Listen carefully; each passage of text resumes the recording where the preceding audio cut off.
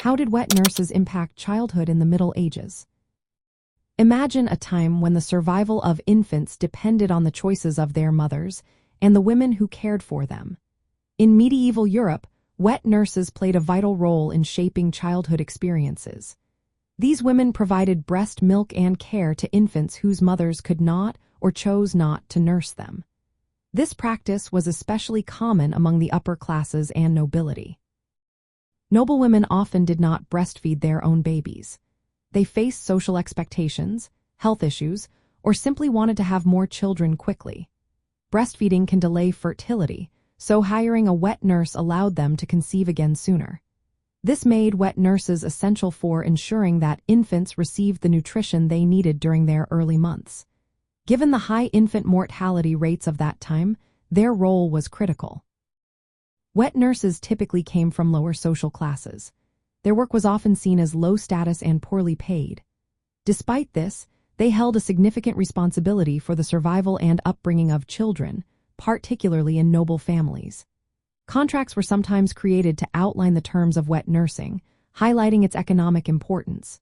Wet nurses could stay with the child 4 months, providing not just nourishment but also early care and education.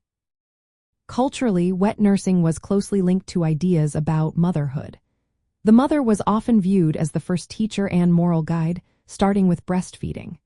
Wet nurses, acting as surrogate mothers, temporarily took on this intimate role. This sometimes led to tensions, especially if an infant died while in their care, which could result in legal scrutiny. Institutions like parishes and foundling hospitals also employed wet nurses. They recognized that breast milk was much healthier than alternatives like dry nursing or feeding with gruel. This practice helped improve survival rates for vulnerable infants. The impact of wet nurses extended beyond individual families.